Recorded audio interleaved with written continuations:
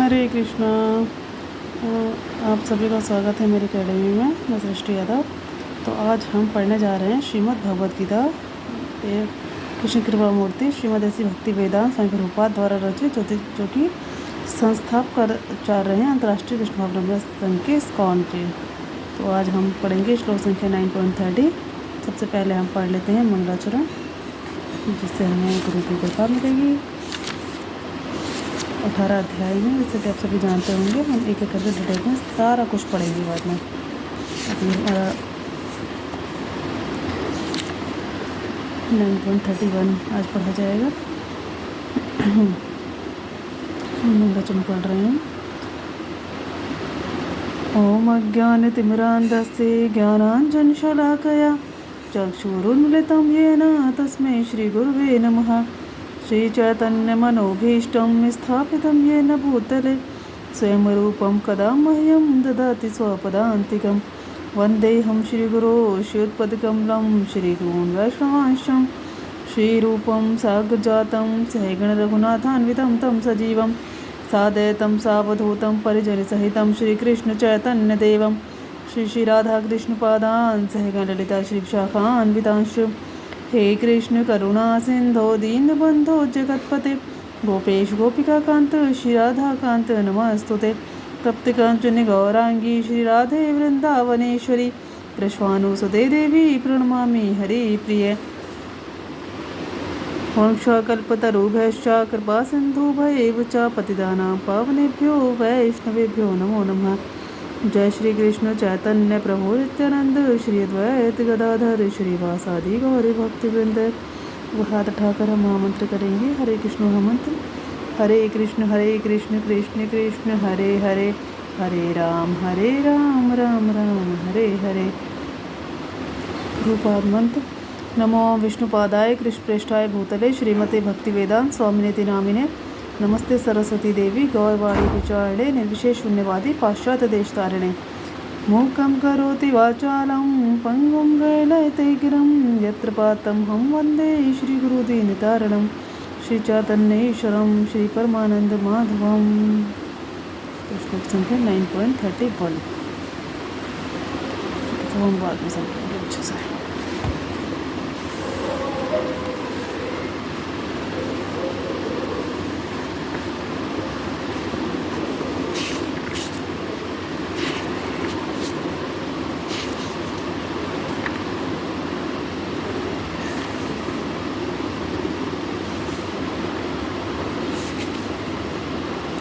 बहुत सुंदर श्लोक है, सभी इम्पोर्टेंट श्लोक चल रहे हैं अभी। 9.31। क्षिप्रं भवति धर्मात्मा शाश्वत शांति निगच्छति कौन्ते प्रतिजानीहि न मे भक्ति प्रणश्यति। क्षिप्रम शीघ्र, भवति बन जाता है, धर्म आत्मा धर्मपरायण, शाश्वत शांतिम स्थायी शांति को, निगच्छति प्राप्त करता है, कौन्ते हे कुंती पुत्र, प्रतिजानी ही घोषित कर दो, ना कभी नहीं, मैं मेरा भक्त प्रणश्यति नष्ट होता है। वह तुरंत धर्मात्मा बन जाता है और स्थायी शांति को प्राप्त होता है। हे कुंती पुत्र, निडर होकर घोषणा कर दो कि मेरे भक्त का कभी विनाश नहीं होता। भगवान ये साफ कर रहे हैं कि भगवान के भक्त का कभी विनाश नहीं होता है, घोषणा कर दो। और वह तुरंत धर्मात्मा बन जाता है, मतलब उसे देर नहीं लगती है, स्थायी शांति को प्राप्त होता है वो, है ना। बहुत क्लियर कट बात कही जा रही है, अगर समझो तो बहुत डीपली। तात्पर्य पढ़ते हैं इसके बाद हम इसे और डिटेल में बाद में समझेंगे। तात्पर्य इसका कोई दूसरा अर्थ नहीं लगाना चाहिए। 7वें अध्याय में भगवान कहते हैं कि जो दुष्कृति है वह भगवत भक्त नहीं हो सकता। जो भगवत भक्त नहीं है उसमें कोई भी योग्यता नहीं होती। तब प्रश्न यह उठता है कि संयोगवश या स्वेच्छा से निंदनीय कर्मों में प्रवृत्त होने वाला व्यक्ति किस प्रकार भक्त हो सकता है। यह प्रश्न ठीक ही है।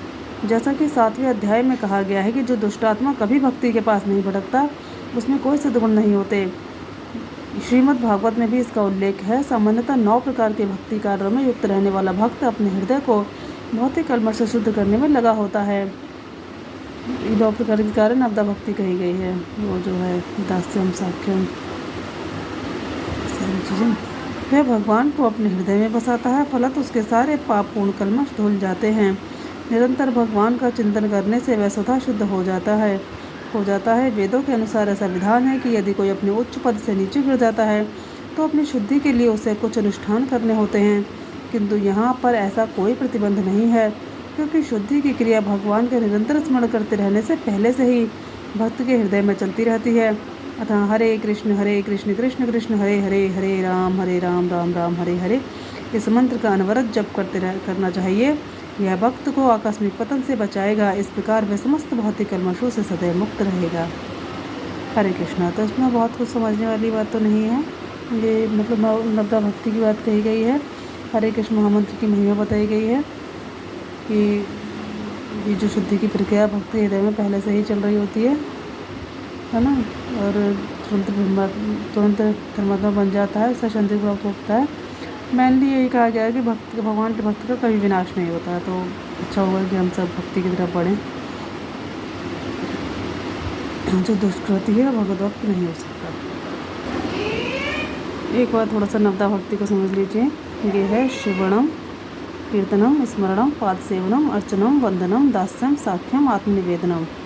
श्रवणम में कौन है? परीक्षित महाराज हैं। कीर्तनम में सुखदेव महाराज हैं। स्मरणम में प्रहलाद महाराज हैं। पाद सेवनम में माता लक्ष्मी हैं। अर्चनम में इसका नाम है महाराज पृथु। वंदनम में कौन है? अक्रूर जी महाराज हैं। दास्यम में हनुमान जी हैं। साख्यम में अर्जुन हैं। आत्मनिवेदनम में है राजा बलि। ठीक है। और इसमें इसके बारे में देववार में श्रवणम सुनना है, कीर्तनम भगवान का कीर्तन करना, स्मरण याद करना, पाद सेवनम पैरों की सेवा मतलब चरणों की सेवा, लक्ष्मी माता है इसमें।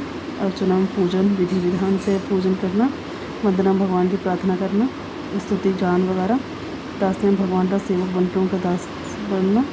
साख्यम मृत्यु भावे भगवान को अपना मृत्यु मानकर उसे समझ स्थापित करना।